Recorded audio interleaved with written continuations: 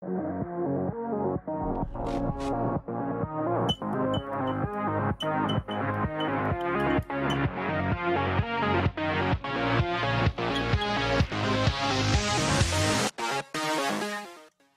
salut à tous, c'est LegoSpeed et aujourd'hui on se retrouve dans une nouvelle vidéo. Aujourd'hui on se retrouve pour parler des premières informations que nous avons concernant la saison 3 de Dragon Rising sur les méchants que nous allons retrouver. Donc avant que la vidéo ne commence, je vous invite à tous ceux qui ne sont pas encore abonnés à rejoindre la chaîne pour ne rien rater des prochaines vidéos, au cas où si vous ratez quelques informations, quelques news, trailers, teasers, etc. Donc c'est parti, place à la vidéo. Pour commencer nous allons parler des sets car comme à chaque fois nous avons des informations qui nous seront partagées avant même que nous ayons d'images, du teaser ou du trailer pour cette nouvelle saison. Déjà les ninjas auront de nouvelles tenues, donc n'hésitez pas en commentaire à me dire à quoi ça correspond comme thème parce que je n'ai pas forcément d'idée à quoi ça correspond. Leurs tenues sont un peu en mode jungle ou en mode forêt, un peu comme pour ce qu'on a vu précédemment, mais voilà. Pour parler des méchants, nous avons donc 2 bannis sur les 5 qui sont révélés dans les sets de janvier 2025. Donc c'est la figurine de Knort et de Drix, donc vous prononcez comme vous voulez les noms des bannis. Pour ce qui est de Knort, nous l'avons déjà vu lors de la saison 2, alors que Drix, je pense que nous allons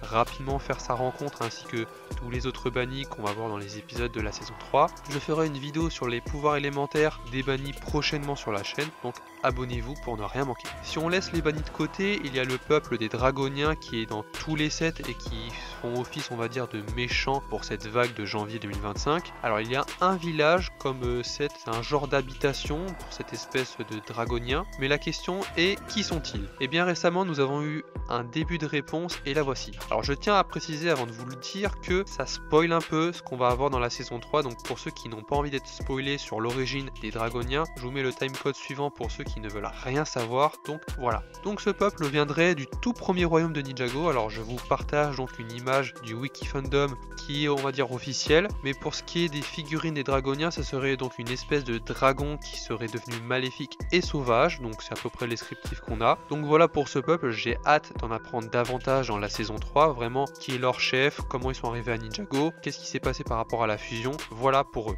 Passons sans plus attendre aux 2 personnages qui font leur retour et qui sont présents dans le même set, c'est du coup Moro et Jay sous le pseudo de Rogue. Alors je vais commencer par parler de Moro. D'abord c'est à prendre avec des pincettes, mais il ne devrait qu'apparaître lors de la partie 2 de la saison 3, donc on ne devrait pas l'avoir dans la partie 1 de la saison 3. Après pour le côté comment il est de retour, ça s'expliquerait par le fait que le royaume des disparus fasse partie également des terres de Ninjago fusionnées, mais je vous laisse en commentaire faire vos propres avis et théories pour vraiment expliquer comment Moro pourrait être de retour. Donc voilà. Pour parler de Jay qui devrait donc faire son retour sous le pseudo de Rogue, il y a de grandes chances qu'il cherche où est sa vraie place et qu'il tombe nez à nez avec les 5 bannis et qu'il les rejoigne temporairement le temps que évidemment nos ninjas le retrouvent. Donc sa tenue me fait penser un petit peu aux bannis parce que quand on a eu les leaks du set du village, j'avais dit que c'était soit Jay, soit c'était un banni. Et bah ça n'a pas loupé, c'est Jay mais avec une tenue un peu de banni, donc ça reste assez mystérieux pourquoi il a une tenue comme ça, alors que sa tenue qu'on avait précédemment était plus stylée, on va l'accorder. Et avant de terminer cette vidéo, je tiens à parler de Harin et de Raz qui sont ensemble. J'ai hâte, je suppose, comme beaucoup d'entre vous, de savoir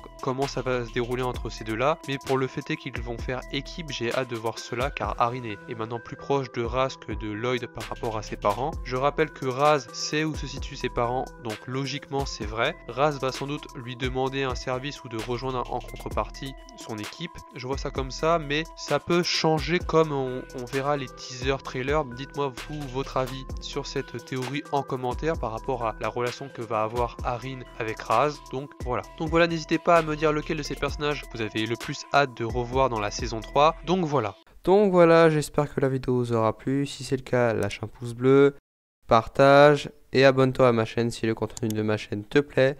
Et moi je vous dis c'était LegoSpeed. À la prochaine.